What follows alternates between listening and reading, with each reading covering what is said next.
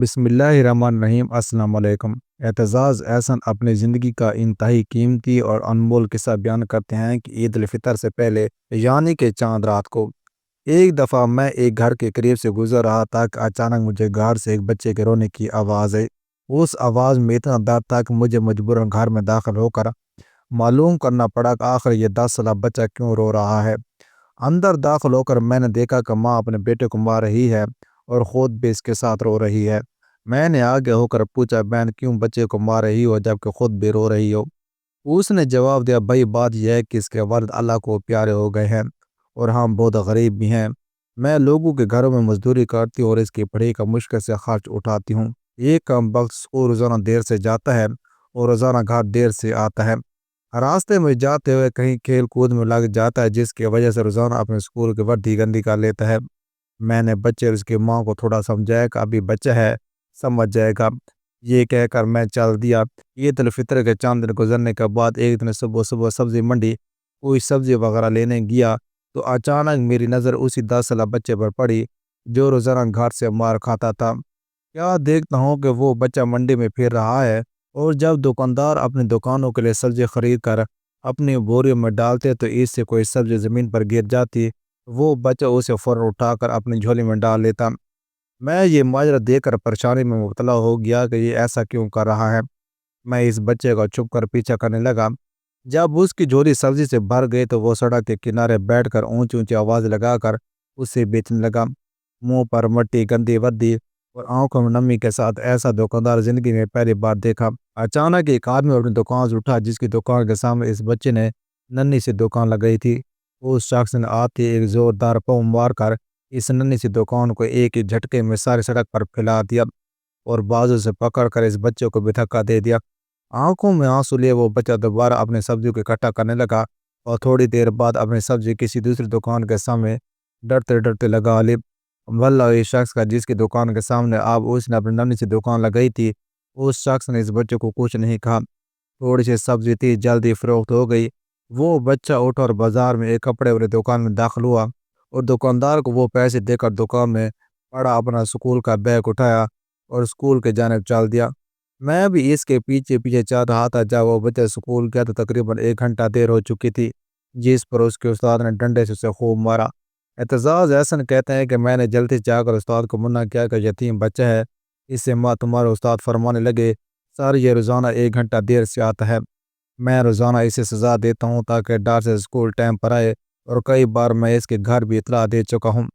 بچہ مار کھانے کے بعد کلاس میں بیٹھ کر پڑھنے لگا۔ میں نے اس کے استاد کا موبائل نمبر لیا اور گھر کی طرف چل دیا۔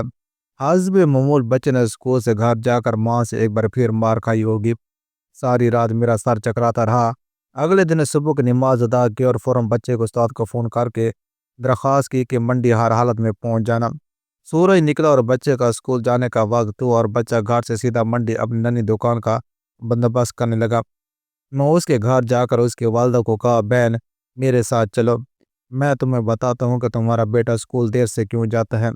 وہ فوراً میرے ساتھ منہ میں یہ کہتے ہوئے چل پڑی کہ آج اس لڑکے کی میرے ہاتھوں خیر نہیں۔ منڈی میں لڑکے کا استاد بھی آ چکا تھا۔ ہم تینوں نے منڈی کے تینوں مختلف جگہوں پر پوزیشن سنبھالی اور بچے کو چھپ کر دیکھنے لگے۔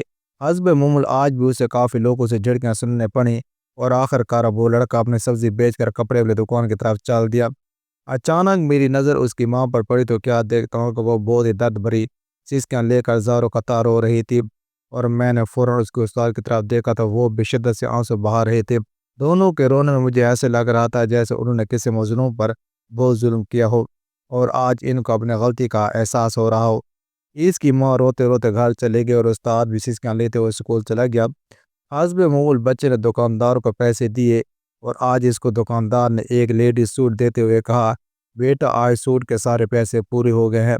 بچے نے اس سوٹ کو پکڑ کر اسکول بیگ میں رکھا اور اسکول چلا گیا۔ آج بھی وہ 1 گھنٹہ لیٹ گیا تھا۔ وہ سیدھا استاد کے پاس گیا اور بیگ ڈیسک پر رکھ کر مار کھانے کے لیے پوزیشن سنبھال لی اور ہاتھ آگے بڑھا دیا کہ استاد ڈنڈے سے اس کو مارے گا۔ استاد کرسی سے اٹھا اور فوراً بچوں کو گلے لگا کر اس قدر زاروں قطار رویا کہ میں بھی دیکھ کر اپنے آنسو پر قابو نہ رکھ سکا۔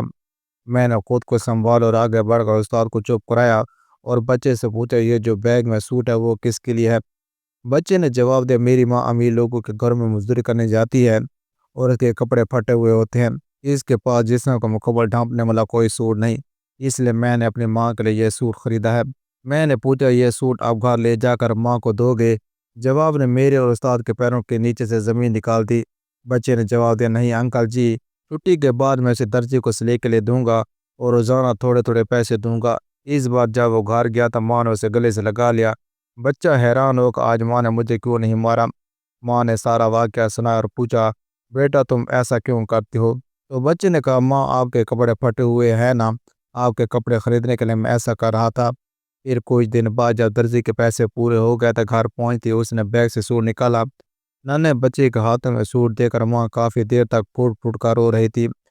خدارا اپنے ارد گرد غریب یتیم اور مسکینوں کا ضرور خیال رکھیں، کیا پتہ ہے کسی غریب یا یتیم کو نوازنے سے اللہ آپ کو اتنا نوازے کہ آپ کو کسی چیز کی اطلاع بھی نہ رہے۔ اعتزاز ایسا یہ واقعہ بیان کرتے ہوئے بہت زیادہ اداس ہو گئے تھے، حتیٰ کہ پریس کانفرنس کے دوران ایک صحافی نے انہیں حوصلہ دیا۔ اس کے بعد انہوں نے کہا جس طرح میری زندگی آج ہے ہمیشہ سے میری زندگی ایسی نہیں تھی۔ میں نے اپنی زندگی میں بہت ہی کٹن وقت دیکھا ہے اور میرا یہ ماننا ہے کہ اگر میں اپنی زندگی میں اتنا مشکل اور کٹن وقت نہ دیکھتا تو شاید آج میں یہاں نہ ہوتا۔ لہٰذا اگر آپ کی زندگی میں کسی قسم کی پریشانیاں، مصیبتیں، بے روزگاری یا کوئی اور بھی مسئلہ ہو تو آپ پریشان نہ ہوں، ہمت کیجیے، اللہ سے دعا کریں اور انشاءاللہ تعالیٰ ایک دن اللہ تعالیٰ آپ کی نیا کو کنارے لگا دے گا۔ انہوں نے کہا کہ امیری غریبی خدا کی آزمائش ہے، اپنے اچھے وقت میں ہمیشہ غریبوں کا سہارا بنے تاکہ دنیا و آخرت دونوں سنور جائیں۔ وہ کہتے ہیں کہ ہم سب نے اس دنیا کو چھوڑ کے چلے جانا ہے، دنیا میں زندہ وہی رہے گا جو دلوں میں زندہ رہے گا، اور دلوں میں زندہ وہی رہتے ہیں جو اچھے کام کرتے ہیں، ملک اور قوم کے فلاح و بہبود کے لیے اپنی زندگی وقف کر دیتے ہیں۔ اوکے دوستوں، امید ہے آپ کو یہ ویڈیو اچھی لگی، اگر اچھی لگے تو چینل کو سبسکرائب کریں، بیل کے آئیکن لازمی دبائیں تاکہ ہر آنے والی ویڈیو نوٹیفیکیشن آپ تک پہنچے۔ خدا حافظ۔